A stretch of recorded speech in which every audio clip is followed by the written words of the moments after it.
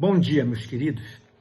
Leiamos novamente o texto bíblico que se encontra no Evangelho de Mateus, no capítulo 16, versos 13 até o 20, porque assim nos diz a palavra de Deus.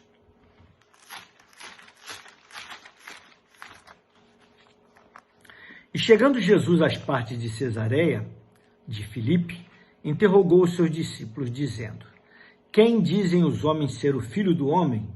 E eles disseram, uns João o Batista, outros Elias e outros Jeremias ou um dos profetas.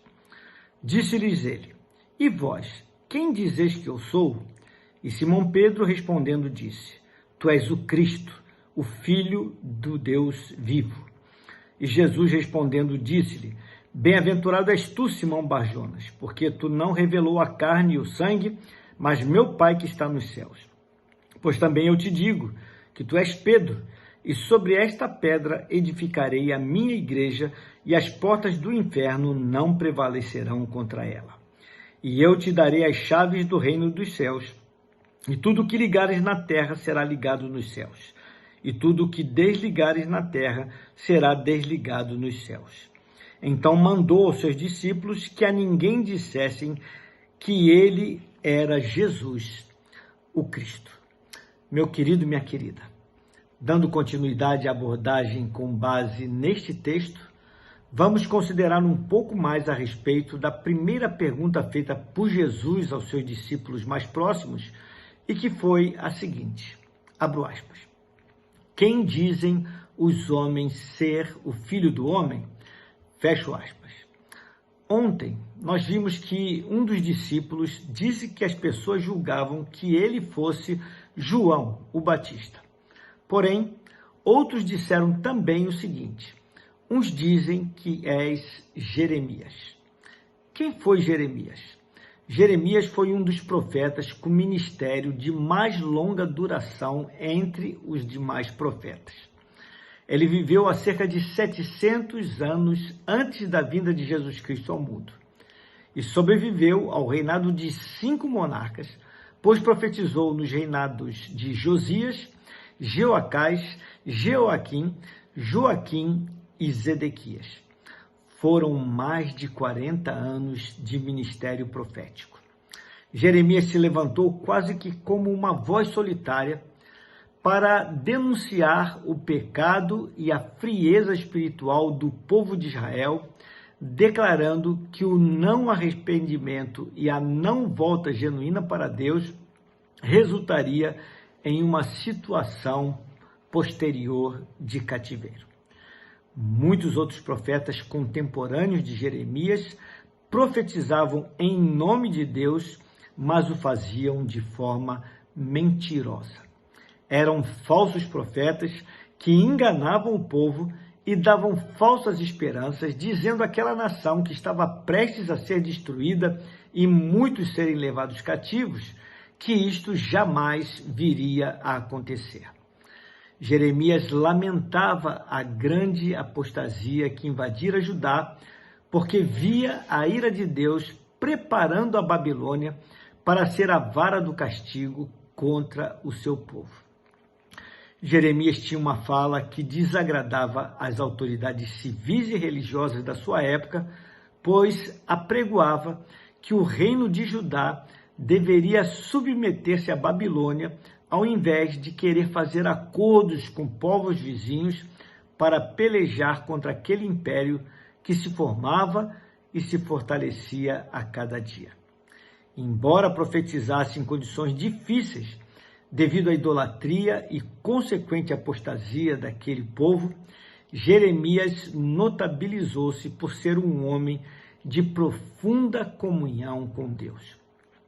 O espantoso estado de calamidade por conta do pecado daquele povo prenunciava um julgamento divino que poderia ser evitado se houvesse arrependimento. E este era o cerne da pregação desse profeta. Aquele povo era um povo religioso, muito embora estivesse carregado de imoralidade e de idolatria. Jeremias pregava também esperança. Portanto, ser comparado a Jeremias seria uma honra para qualquer pessoa, pois com o desenrolar da história ficou constatado que Jeremias era sim um legítimo e fiel profeta de Deus e que suas profecias eram verdadeiras, pois todas elas, de fato, se cumpriram. Ao dizerem que Jesus era Jeremias, na verdade, as pessoas estavam reconhecendo a autenticidade do ministério de Jesus e a autoridade com que ele anunciava a chegada do reino de Deus.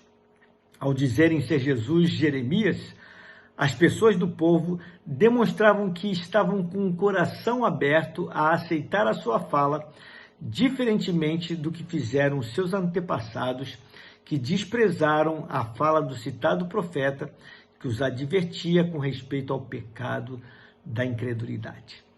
Todavia, compará-lo ao profeta Jeremias era subestimar a pessoa de Jesus. Jesus, na verdade, representava o cumprimento de algumas profecias feitas pelo profeta Jeremias séculos antes, no que dizia respeito ao Messias, ao Cristo prometido.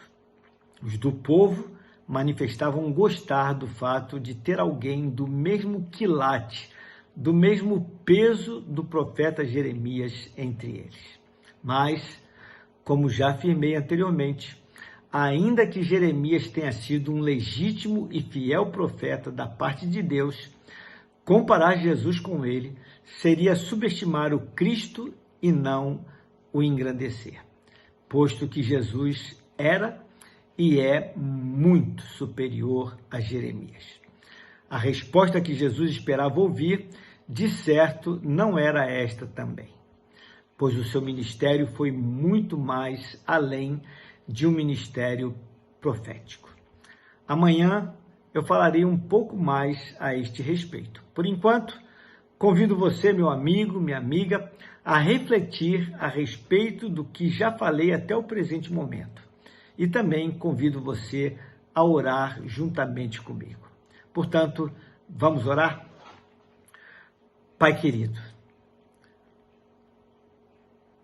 nós queremos te louvar e te bendizer, porque essa pergunta que o Senhor Jesus fez aos seus discípulos é uma pergunta para todos aqueles que se dizem tementes a Deus.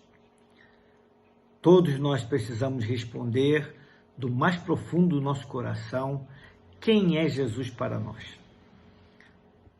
Conforme disseram os discípulos, as pessoas do povo tinham o Senhor em grande estima ao te comparar a homens como João Batista e agora, como vimos na manhã de hoje, Jeremias, um profeta de longo tempo, conhecido daquela nação e que se notabilizou por ser um homem de Deus que falava a verdade do Senhor com respeito àquele povo.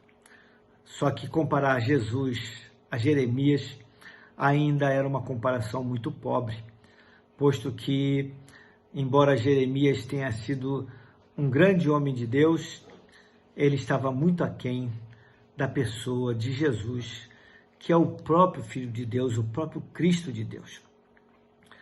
Por isso, Senhor Deus, eles precisavam de mais percepção.